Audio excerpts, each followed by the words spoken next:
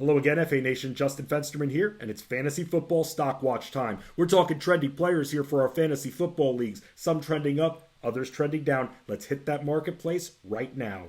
First, for a few players trending up, let's start with Tua Tagovailoa.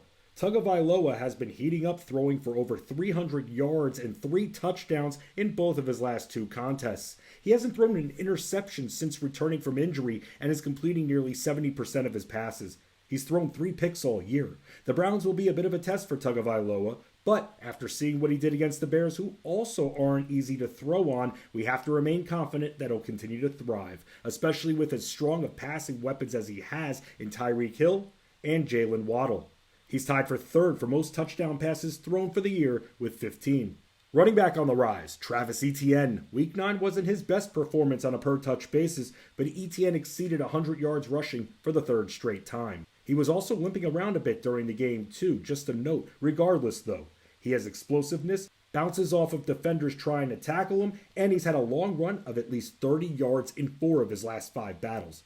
He's running 4 scores total in his last 3 weeks. He's lost just 1 fumble this year, and even though the Jaguars might have to throw a bit more to keep up with Kansas City, Etienne should still be utilized heavily, and the Chiefs have given up the 6th most fantasy points per game to running backs. Etienne has rushed for 5.7 yards per carry, and only 2 other running backs who have played at least 8 games have rushed for more yards per carry than he has. Wide receiver on the rise, Darnell Mooney. Just bear with me for 1 second, please, because as we continue to watch Justin Fields succeed, Mooney has benefited from that success, and Fields has been throwing the ball a bit more. Does Chase Claypool being around and Fields' success on the ground pose a threat to Mooney's ceiling? Yes. But the Bears continue to face teams that are weak against wide receivers like the Lions and Falcons upcoming on the schedule. Fields should be able to succeed in both matchups, and Mooney, who just hit the end zone for the first time this year, should remain the prioritized receiving weapon. Claypool has been more of a downfield threat during his young career, and Mooney might be able to run shorter routes and get fed a good amount of targets doing so, maybe 6 to 8 per game. He's caught at least 5 passes in 3 of his last 4 battles and didn't exceed 50 yards receiving in just 1 game during that time. Now for a few players trending down. Let's start with Aaron Rodgers. Yikes! While we are expecting Justin Fields to beat up on the Lions, Rodgers failed to do so against them on Sunday.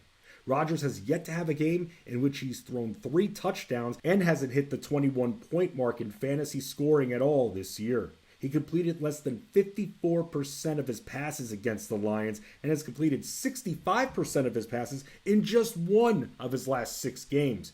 We haven't even seen Rodgers post a 300-yard passing game, and if things couldn't get any worse for the Packers, now Romeo Doubs will be out of the mix with a high ankle sprain, and the Packers already don't have a lot of reliable receiving weapons besides Allen Lazard. He's been picked off 4 times combined in his last 2 matchups. He's unreliable and hard to start in fantasy with the least bit of confidence, especially having to face off against the Cowboys and Eagles in 2 of his next 3 battles. Good luck, Rodgers. Running back trending down, David Montgomery. He's hit the end zone just twice this season and hasn't produced double figures in fantasy in 3 of his last 4 matchups. It doesn't help him that Justin Fields has killed it running the ball himself lately, and Khalil Herbert being on his heels causes more competition for carries in the Bears' backfield.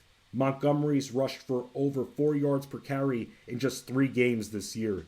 He's running for a measly 3.7 yards per carry. Montgomery has had 1 100-plus yard game on the ground, and he's not used consistently in the Bears' passing attack. Herbert running for 6 yards per carry also doesn't help Montgomery's cause, and we've been told by the Bears coaching staff that Herbert will be more often than not utilized close to the amount Montgomery is on the field. Final faller, Devin Singletary. We're all in wait-and-see mode regarding Josh Allen's elbow, but Singletary's carries have been very up and down, and it's hard to believe that he'll receive double-digit carries on a game-in, game-out basis. He's hit double figures in carries in just 3 of 8 games, and the arrival of Nyheim Hines will ultimately eat into his targets.